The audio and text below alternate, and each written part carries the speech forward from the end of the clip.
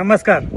रमाई जेव्हा आजारी पडल्या तेव्हा डॉक्टर बाबासाहेब आंबेडकर त्यांच्या बाजूला बसून होते. तेव्हा रमाईने अगदी शांत स्वरमध्ये बाबासाहेबांना त्या म्हटल्या, मला एकदा तरी पंढरपूरला घेऊन चला हो. त्या विठ्ठलाच्या दर्शनाला मी असं ऐकलंय की ते विठ्ठलाचं दर्शन घेतल्यावर सगळं काही ठीक होतं.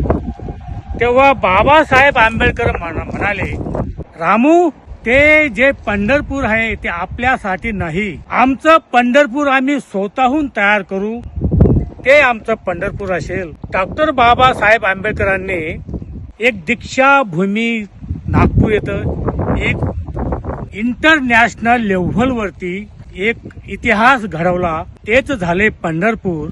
आज जरी रमाई आमच्यामध्ये नसल्या तरी आज त्या रमाईचं खरं पंढरपूर नागपूरमध्ये तयार आहे. अशा त्या रमाईला आम्ही विनम्रपणे अभिवादन करतो.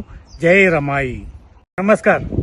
रमाई जेव्हा आजारी पडल्या तेव्हा डॉक्टर बाबासाहेब आंबेडकर त्यांच्या बाजूला बसून होते. तेव्हा रमाईने अगदी शांत स्वरमध्ये बाबासाहेबांना त्या म्हटल्या, मला एकदा तरी पंढरपूरला घेऊन चला हो. त्या विठ्ठलाच्या दर्शनाला मी असं ऐकलंय की ते विठ्ठलाचं दर्शन घेतल्यावर सगळं काही ठीक होतं.